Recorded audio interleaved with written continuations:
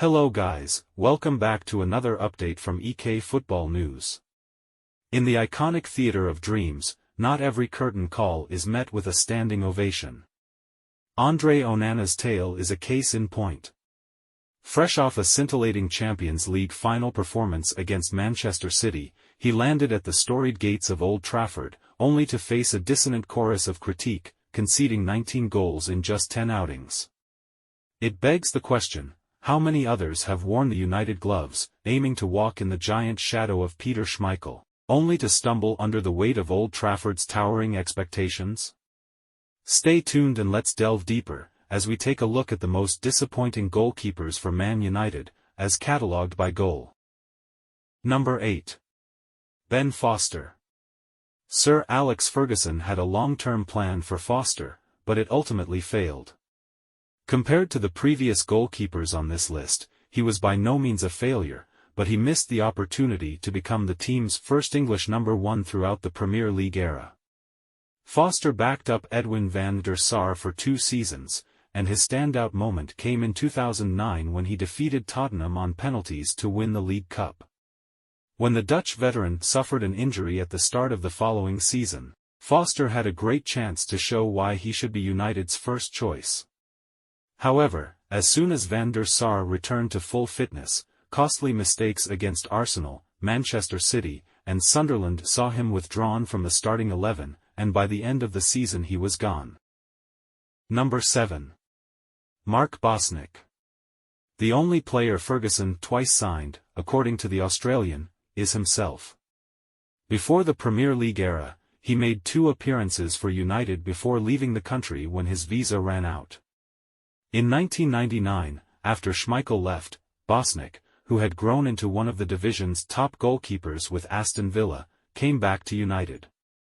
It would have been difficult for anyone to replace the Great Dane, but Ferguson said Bosnich was a terrible professional and did not make things any easier. His transgressions included being 3 hours late to training and overeating. After a game at Wimbledon, Ferguson allegedly stated that the goalie consumed the entire menu before returning home and getting a Chinese takeout. Even yet, Bosnich played the most games out of United's 3 goalkeepers in that inaugural post-Schmeichel season as the Red Devils easily won the Intercontinental Cup and the Premier League. However, he did not participate in his second season and departed for Chelsea in January 2001 and tested positive for cocaine a year later. Number 6. Tim Howard.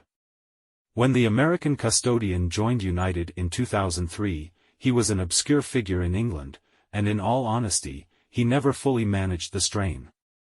Some incredible saves were made in his first few months, but Howard's spectacular performance against Jose Mourinho's Porto in the Champions League's last 16 match fell apart. Costinha scored to send United packing and set off the young Portuguese breakaway coach's legendary knee-slide celebration across the Old Trafford field when Howard mishandled a late free kick into his path. Over the following 14 months, Howard and Roy Carroll fought for the top slot as Howard's confidence never fully restored. The winner was Van der Sar, who joined from Fulham in 2005 and was the first choice until he resigned 6 years later. Neither custodian was able to convince Ferguson that they were suited to the position. Number 5. Roy Carroll. The Northern Ireland custodian initially joined United as Fabian Barthez' assistant. After finally defeating Howard, he advanced to the number 1 position in the 2004-05 season. However, he was ultimately an unimpressive custodian who, like his American competition for the jersey, gave in to pressure, particularly during the Champions League match against AC Milan in the round of 16. In the 2005 FA Cup final shootout loss to Arsenal, he likewise failed to save a single penalty. The most notable error Carroll made for United, though, did not result in a goal. When Pedro Mendes' looping shot from almost halfway beyond his own line against Tottenham hit the ground at that time, he spilled it, but he still managed to scramble the ball away without the referee or his assistant noticing. Carroll's United career was nevertheless destroyed by the officials' oversight, and he was discharged in May 2005. Number 4. Andre Onana.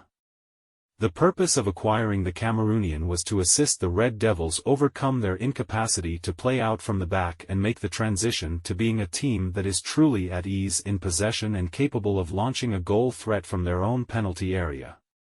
Onana's questionable kicking and passing, though, has caused plenty of heart-in-mouth moments among fans and even jeopardized United's prospects of making the Champions League. The worst part is that he continues to allow save-worthy shots, which his predecessor David De Gea, who was abruptly fired last summer, used to deflect with no issue. Consider Matthias Jensen's low shot in the thrilling win over Brentford.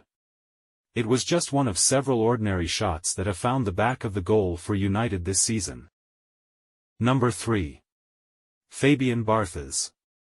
With France, Barthez won the World Cup and the European Championship, and it was believed that he had the self-assurance needed to succeed Schmeichel. He was found to be a little too self-assured.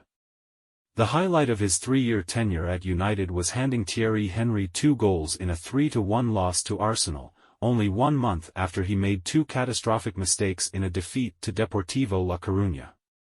The Frenchman was as crazy as a tree. He once kicked Ian Hart of Leeds in the face, giving away a penalty, but managing to stay on the pitch and save it. He also famously attempted to frighten Paolo Di Canio of West Ham by putting his palm up and declaring that the Italian was offside, but the Italian scored and eliminated United from the FA Cup. In his 3rd season, Barthez assisted United in regaining the championship from Arsenal, but he struggled against Real Madrid in the thrilling quarter-final match, giving up 3 goals in each leg. He never returned to the team to play. Number 2. Victor Valdes. The Spaniard had a role in Barcelona's humiliation of United in 2 Champions League finals, but 3 years after the victory at Wembley in 2011 over the Red Devils, he was back at Old Trafford. Valdes had already committed to a deal with Monaco after electing not to extend his Barcelona contract, so United was not his top choice. After the custodian suffered a catastrophic knee injury, the League One team abandoned the transfer. He was permitted to finish his recovery with the team by United, which was then led by his old coach Louis van Gaal, and the club extended a contract to Valdes in January 2015. However, the goalie's reunion with the fiery Dutchman was anything but pleasant. After the goalkeeper declined to play for the reserve team, the Dutchman played him only twice and put him on his transfer list. "He doesn't adhere to my concept," Van Gaal said. "Such a person has no place in society." After appearing more times against United than for them, Valdes departed the team. Number 1. Massimo Taibi.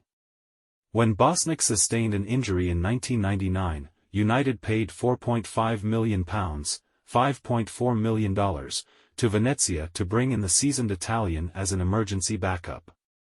When Taibi turned out to be one of United's worst goalkeepers ever, allowing 11 goals in just 4 games, they ended up paying a price that was not cheap at the time, more than £1 million per appearance. His Anfield debut got off to a terrible start when he sent a cross that Sami Hyypiä took advantage of to score the first goal. However, 2 Jamie Carragher own goals saved him, and he was ultimately chosen man of the match.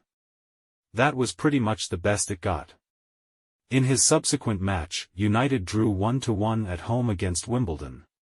A week later, in a 3-3 draw against Southampton, he committed one of the most infamous goalkeeping errors in Premier League history by allowing the meekest of Matt Le Tissier's shots to slip through his legs and into the goal. The worst was still yet to occur for Taibi, whom the Sun called the Blind Venetian, when his final match ended in a 5-0 loss against Chelsea. Thanks for joining us for this update. What do you make of this ranking? Share your comments below. If you found this insightful, please give it a thumbs up, share it with fellow football enthusiasts, and don't forget to hit that subscribe button for more updates. See you next time.